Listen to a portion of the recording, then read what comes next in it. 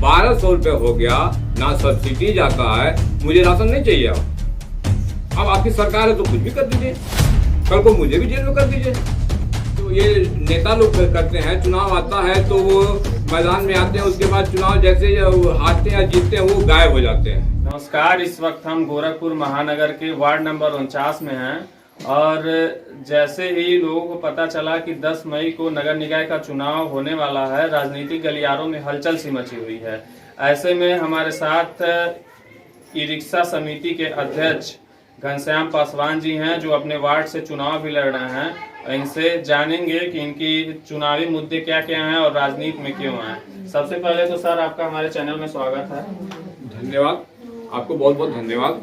आपको नमस्कार। आपके चैनल के माध्यम से मैं अपना परिचय देना चाहता हूँ। मेरा नाम घनश्याम पासवान, हम सफल ई रिक्शा समिति के अध्यक्ष हैं और लोगों के भलाई के लिए हमने ई रिक्शा यूनियन भी बनाया है और भलाई कर भी रहे हैं। और हमारे गोरखपुर जिले के अंतर्गत के बाद भी अन्य जिलों में भी हमने ई रिक्शा यूनियन को बढ़ावा दिया है और लोगों को जागरूक कर रहे हैं ताकि लोगों की भलाई में काम आए। राजनीति में आने का क्या कारण है आपका? राजनीति में देखिए, हम आते नहीं। राजनीति में आने का विशेष कारण हमारा ये है कि अभी तक जब से हमने होश संभाला है तब से देख रहे हैं हमारे वार्ड की अर्थव्यवस्था एकदम पूरी तरीके से धराशायी है और लोगों तक सुविधा सरकार के द्वारा जो दी जाती है वो नहीं मिल पाती है। अगर वो मिलती है कहीं तो हमारे चुने हुए पार्षद के इर्द गिर्द ही जाती है, जो उनके बहुत ही नजदीक होते हैं उन्हीं तक वो रह जाती है। और यदि योजना आती है तो उसमें पैसे लोग ले करके लोग उसमें बंदरबाट करते हैं। चुनाव जीतने के बाद सबसे पहला काम क्या करेंगे आप? चुनाव जीतने के बाद पहला उद्देश्य हमारा ये है, गरीब लोगों की सरकार के द्वारा जो भी योजना आती है जन जन तक पहुंचाना और लोगों को मदद करना। जैसे गरीब महिलाओं को, विधवा महिलाओं को पेंशन, वृद्धा पेंशन कराना। अगर वो जिनके पास आवास नहीं है, सरकार के द्वारा आवास योजना है तो उनको दिलवाना। और गरीब लोगों को रोजगार करने हेतु माइक्रो फाइनेंस से लोन की प्रक्रिया चलती है, जो कि मैं कराता हूं और उससे बड़े पैमाने पे लोगों का लोन कराऊंगा। गरीब रोजगार। अन्य हमारे वार्ड में मेरे सिवा कोई ऐसा काम नहीं करता है।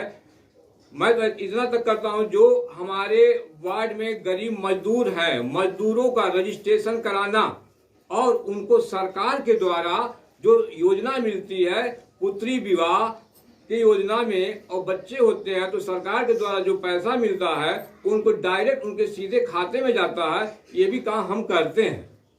तो चुनाव जीतने से पहले हम ये सब काम करते हैं। अगर चुनाव जीतते हैं तो और ज्यादा इससे बढ़ के काम, बढ़ चढ़ के हिस्सा लेंगे। आगे की आपकी क्या रणनीति है? आगे की रणनीति देखिए, चुनावी मुद्दा को छोड़ दीजिए आप। ये चुनावी तो है, जो ये नेता लोग करते हैं। चुनाव आता है तो वो मैदान में आते हैं, उसके बाद चुनाव जैसे हारते हैं या जीतते हैं वो गायब हो जाते हैं जी। तो हम चुनाव जो लड़ रहे हैं अपने वार्ड की समस्या को समाधान करने के लिए, अभी तो हम नेता तो नहीं है, लेकिन फिर भी समाज के प्रति इतना काम करते हैं। यदि नेता हो जाते हैं तो समाज को इससे और ज्यादा बढ़ चढ़ के हिस्सा लेंगे और काम करेंगे और कराएंगे। अधिकारियों से लड़ झगड़ के अपने वार्ड की सारी व्यवस्था, सफाई व्यवस्था, वृद्धा पेंशन, विधवा पेंशन, आवास योजना, गरीब खोंचा वालों को दुकान जो सरकार के द्वारा चिन्हित किए गए हैं वहां पे दुकान लगवाना, दिलवाना उनको, ये मेरा विशेष रूप से अभियान रहेगा। अच्छा, आप निर्दल प्रत्याशी हैं कि किसी पार्टी से हैं? देखिए, हम जो है कांग्रेस पार्टी के प्रत्याशी होने वाले हैं। अभी हुए नहीं, होने वाले हैं। हम उम्मीद है कि कांग्रेस से आपको टिकट मिल सकता है? जी, कांग्रेस से टिकट हमें मिल सकता है, क्योंकि अभी तक अगर देखा जाए तो बीजेपी पार्टी एक तानाशाही पार्टी है और ये अपने तानाशाही के चक्कर में आज युवाओं को रोजगार भी नहीं मिलता है। सरकार तो कहती है हम तमाम रोजगार दे रहे हैं। किसी एक योजना का नाम रोजगार का नाम योजना का नाम बताइए जिसमें गरीब लोगों को रोजगार मिला। आप मेरे वार्ड में प्रधानमंत्री आवास योजना है, सरकार कहती है, सरकार कहती ये भी कहती है कि हम लोगों को राशन मुफ्त में दे रहे हैं। देखिए, आप राशन 5 किलो देते हैं, 5 किलो राशन ना दीजिए, आप वो अपने पास रखिए। जब गैस 450 रुपए थे तो राशन 3 रुपए मिलते थे, निःशुल्क मिलते थे, 3 रुपए मिलते थे, वो सही था। आज आपका गैस 1200 रुपए हो गया, ना सब्सिडी जाता है। मुझे राशन नहीं चाहिए, अब आपका राशन मुझे नहीं चाहिए। आप खाद्यान्न चीज पे आप रेट कम कर दीजिए, वही चीज कर दीजिए ना जो आप फ्री में 5 किलो राशन दे के आप कह रहे हैं कि 5 किलो, मुझे नहीं चाहिए। आप वही गैस का दाम कम कीजिए, दाल का दाम कम कीजिए, तेल का दाम कर, जो घरेलू उपयोग जो प्रतिदिन होते हैं उसको आप कम कर दीजिए। फिर आप अपना शासन कीजिए तो जनता के भी समझ में आएगा कि हाँ आपने अच्छा काम आपने किया। कहा है कि मुझे कांग्रेस से टिकट मिलेगा या फिर मिल सकता है। एक मेरा सवाल है, जो राहुल गांधी की सदस्यता रद्द कर दी गई है, क्या सदस्यता रद्द करनी चाहिए थी या नहीं? देखिए, ये तो तानाशाह सरकार है, मनमानी किसी की सदस्यता रद्द कर दीजिए, आप किसी को उठा के जेल में बंद कर दीजिए। जब तक ये जांच का विषय है, आप उसको जांच कराए तब न करेंगे। आप अनायास किसी को भी सदस्यता रद्द कर दीजिए, किसी को उठा के जेल में बंद कर दीजिए, ये तो आपका काम है। अब आपकी सरकार है तो कुछ भी कर दीजिए, कल को मुझे भी जेल में कर दीजिए। तो आप यानी कि आपको भी लगता है कल को आपके भी जेल में बंद कर दिया जाएगा? भाई, जब हम बोल रहे हैं, आपको नहीं समझ में आया कि आपके खिलाफ हम बोल रहे हैं जो सही चीज है, तो आप तो हमें भी एक दिन जेल में बंद कर सकते हैं, ये तो आपका काम हो जाएगा। तो इसीलिए हम कांग्रेस से लड़ रहे हैं कि वास्तव में कांग्रेस के जमाने में हम लोग छोटे छोटे थे, उस समय जो है सरकारी योजनाएं अच्छी थी, सुविधाएं मिल रही थी, राशन, मिट्टी का तेल, चीनी मिलता था, गेहूं चावल भी मिलता था। वो निःशुल्क नहीं देते थे लेकिन सस्ते थे। आज तो बच्चों को स्कॉलरशिप तक नहीं मिल पाता है, मनमाने तरीके से लोग करते हैं। बताइए, हमारे वार्ड में घूम लीजिए आप, सरकारी नौकरी कितने आपको पता चल जाएगा। आप कहते हैं कि भाई हम योजना देते हैं, गरीब को नौकरी देते हैं, तो आप नौकरी देते हैं, ठीक है। अगर मैं गलत बोल रहा हूं तो आप मेरे वार्ड में देख लीजिए, घूम लीजिए, कितने लोग नौकरी पैसे पे हैं, वो आपको समझ में आ जाएगा। तो यहाँ वार्ड नंबर 49 का जो सीट है वो तो महिला सीट कर दिया गया है। जी देखिए, तैयारी तो अपनी थी, लेकिन दुर्भाग्यपूर्ण की बात है ये सीट महिला हो गया है। तो खैर कोई बात नहीं। लोग कहते हैं राशन, मिट्टी का तेल, चीनी मिलता था, गेहूं चावल भी मिलता था, वो निःशुल्क नहीं देते थे लेकिन सस्ते थे। आज तो बच्चों को स्कॉलरशिप तक नहीं मिल पाता है, मनमाने तरीके से लोग करते हैं। बताइए, हमारे वार्ड में घूम लीजिए आप, सरकारी नौकरी कितने आपको पता चल जाएगा। आप कहते हैं कि भाई हम योजना देते हैं, गरीब को नौकरी देते हैं, तो आप नौकरी देते हैं, ठीक है। अगर मैं गलत बोल रहा हूं तो आप मेरे वार्ड में देख लीजिए, घूम लीजिए, कितने लोग नौकरी पैसे पे हैं, वो आपको समझ में आ जाएगा।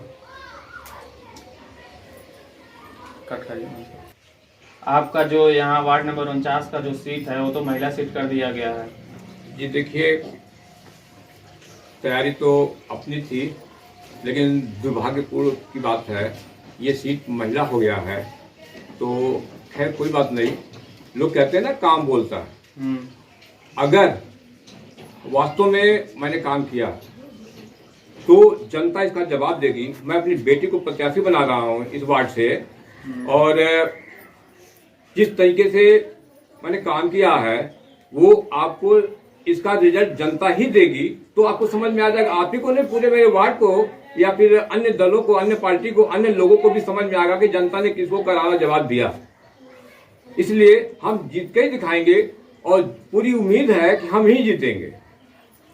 जैसा कि इन्होंने कहा कि यहाँ पे महिला सीट कर दिया गया है और ये अपनी बेटी को प्रत्याशी घोषित किए हैं और उनको चुनाव लड़ा रहे हैं। इनके बेटी से भी हम बात करेंगे और जानने की कोशिश करेंगे कि कितना ये, क्या नाम है आपका? विद्या पासन। कितना पढ़ाई की? BA खड़ी है। चुनाव जीत जाएंगे? हाँ पक्का जीत जाएंगे? पक्का। चुनाव जीतने के बाद क्या करेंगे? चुनाव जीतने के बाद जो काम नहीं हुआ उसको करवाएंगे। कौन सा काम नहीं हुआ है, कुछ गिनवाइए जो आपके वार्ड में काम न हुआ हो। मेरे वार्ड में साफ सफाई का काम बहुत ही कम चलता है। अच्छा, नगर निगम के जो कर्मचारी हैं वो आते नहीं हैं? नहीं आते हैं, फिर देख के चले जाते तो हैं। काम नहीं करते हैं? बिल्कुल नहीं। तो यानी कि आप जब पार्षदी का चुनाव जीत जाइएगा तो उन लोगों से डांट फटकार के काम करवाइएगा। बिल्कुल। बिल्कुल। महिलाओं के आप एक लेडीज हैं, महिलाओं के लिए क्या संदेश देंगे आप? ये संदेश देंगे कि जैसे मतलब जैसे पापा देखते हैं मेरे सारे समूह काम, वैसे हम भी देखते हैं, महिलाओं का काम करते हैं, देखते हैं हर एक चीज, तो वैसे ही आगे भी देखेंगे।